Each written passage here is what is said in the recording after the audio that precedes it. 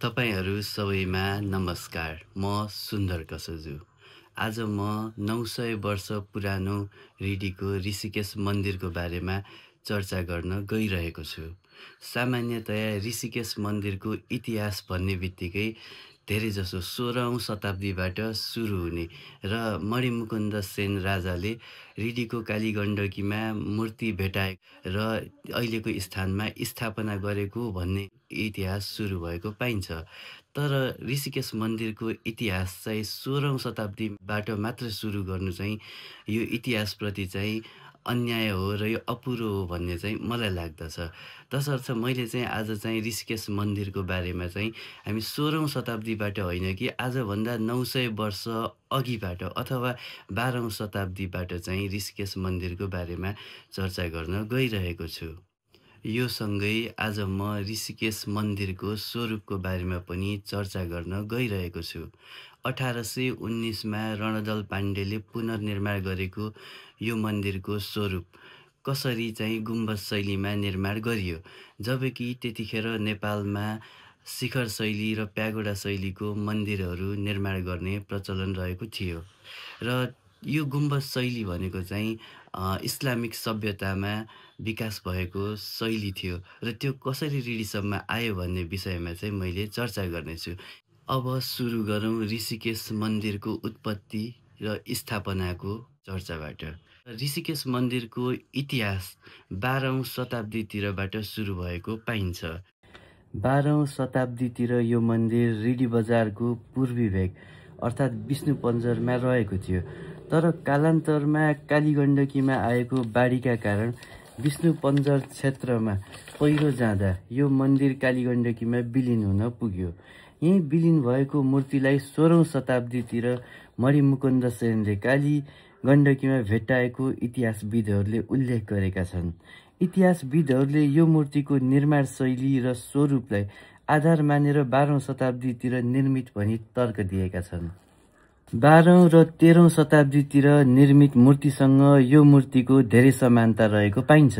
त्यो समयमा नेपालमा विशेष गरेर पश्चिम नेपालमा कालो चम्किलो क्लोराइड स्टोन धेरै पाइने र बलियो हुने भएका कारण त्यो बेलाको मूर्तिहरू यही ब्ल्याक स्टोनमा बन्ने गर्दथ्यो। यसको स्वरूपको कुरा गर्ने हो भने यो नेवारी मध्यकालीन शिल्पशैलीमा बनेको छ।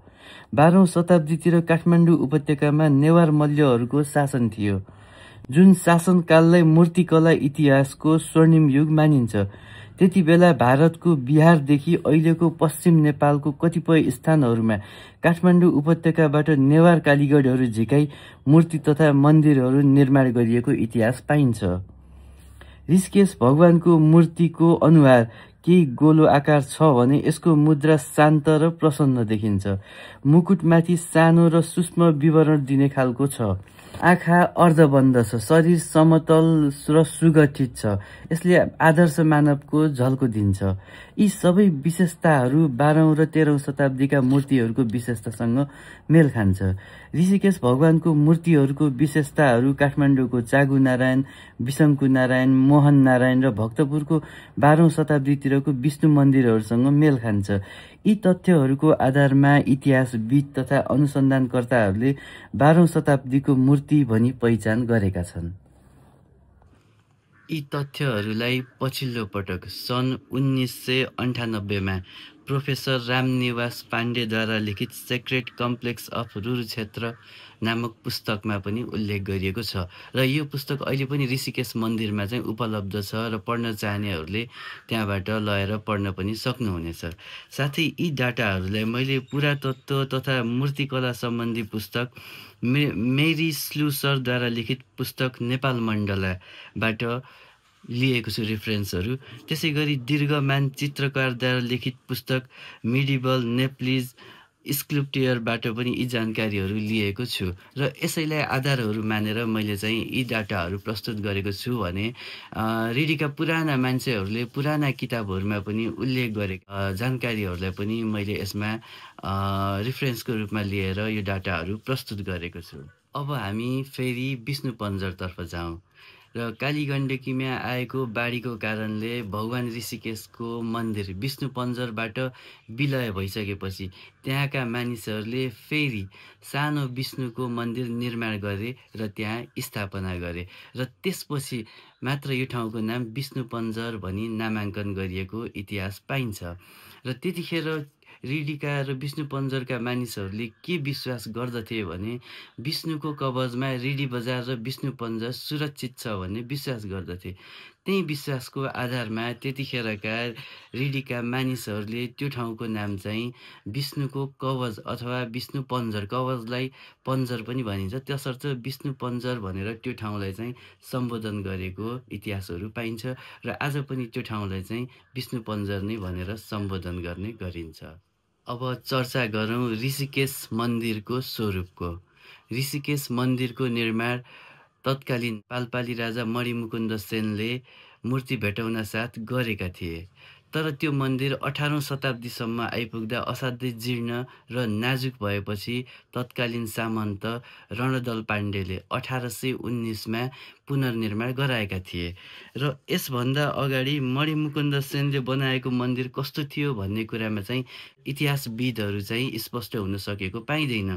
तिनीहरूले के अनुमान गरेका छन् भने त्यतिखेर बनाएको मन्दिर देवघाटमा बनाइएका ढुङ्गाका मन्दिरहरू जस्तै रहेको अनुमान गरेका थिए। र यसपछि रणदल पाण्डेले 1819मा गुम्बज शैलीमा यो मन्दिरको निर्माण गरेका छन्। गुम्बज शैलीलाई मध्यपूर्वको इस्लामिक सभ्यताबाट सुरुवात भएको मानिन्छ। भारतमा मुगल साम्राज्यले यो प्रविधिलाई भित्राएका थिए। सन् 1565मा मुगलहरूले हुमायुज टम्ब बनाएका थिए भने 1632मा ताजमहल बनाएका थिए। यही संरचनाबाट भारतमा गुम्बज शैलीको सुरुवात भएको मानिन्छ। यो शैली भारतमा यति मन पराइयो कि त्यहाँका अधिकांश मस्जिद र मकबराहरूमा यही शैलीहरू अपनाउन थालियो। र पछि यो शैली मुसलमानहरूको बिचमा मात्रै होइन कि त्यहाँ रहेका हिन्दूहरूको बिचमा पनि निकै लोकप्रिय हुन थाल्यो र तिनीहरूले हिन्दू मन्दिरहरूमा पनि गुम्बज शैलीलाई अङ्गीकार गरेको देखिन्छ र भारतमा धेरै मन्दिरहरू यस्ता छन् जसलाई चाहिँ गुम्बज शैलीहरू अपनाएर बनाएको देखिन्छ। र पछि त्यही शैलीहरू नेपालमा र रिडीमा पनि आएको देखिन्छ। र रिडीमा कसरी आयो त भन्ने कुरामा के देखिन्छ भने भारतबाट व्यापारीहरू चाहिँ व्यापारको सिलसिलामा र तीर्थयात्राको सिलसिलामा उनीहरू रिडी हुँदै तिब्बत जान्थे भने तिब्बतबाट रिडी हुँदै भारत जान्थे। यही क्रममा त्यहाँबाट आउने व्यापारी र तीर्थयात्रीहरूले रिडीमा चाहिँ गुम्बज शैलीको मन्दिरको एउटा प्रविधि भित्राएको विश्वास गरिन्छ र त्यतिखेरका इतिहासविदहरूले यही कुराहरूलाई उल्लेख गरेका छन्।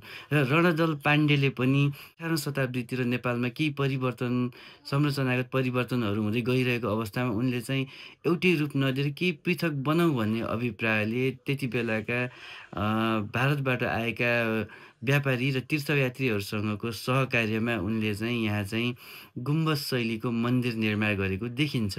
उनले के जुक्ति लगाएका छन् भने गुम्बज शैलीको मन्दिर त निर्माण गर्ने, त्योसँगै भगवान नारायणको सबैभन्दा प्रिय फुल कमल फुल र यसलाई चाहिँ कमलको फुलको ढाँचा दिएर गुम्बज शैलीको मन्दिर निर्माण गरेको देखिन्छ। र अहिले जुन ऋषिकेश मन्दिर रहेको छ त्यो चाहिँ कमलको फुलको स्वरूपमा छ। यस्तो खालको स्वरूप चाहिँ नेपालका अन्य गुम्बज शैलीका मन्दिरहरूसँग भने मेल खाँदैन र यो पृथक किसिमको छ। गुम्बज शैलीको मन्दिर रिडीका अलावा नेपालका विभिन्न ठाउँहरूमा बनेको देखिन्छ। यो मन्दिरहरू जनकपुरमा सबैभन्दा राम्रो उदाहरणको रूपमा जनकपुरमा देखिन्छ जानकी मन्दिर। त्यसपछि तराईका मुस्लिम समुदायको जनघनत्व रहेको स्थानहरूमा बनेका हिन्दूहरूको मन्दिरमा पनि गुम्बज शैलीहरू देख्न सकिन्छ। त्यसै गरी कपिलवस्तु, बारा, पर्सा, रौतहट, धनुषा, सिराहा, सप्तरीमा पनि यस्ता खालको स्वरूपका मन्दिरहरू प्रशस्त देख्न पाइन्छ।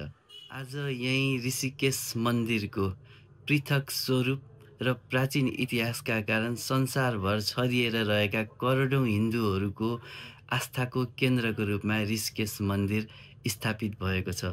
हामी सबै रिडीवासीहरूले यो मन्दिरप्रति गर्व गर्छौँ र संरक्षणमा तदारुक भएर लागिरहेका छौँ। आजलाई यति नै। यो भिडियो कस्तो लाग्यो तपाईँहरूले प्रतिक्रिया दिनुहोला। तपाईँहरू सबैको ऋषिकेश भगवानले कल्याण गरून्। धन्यवाद।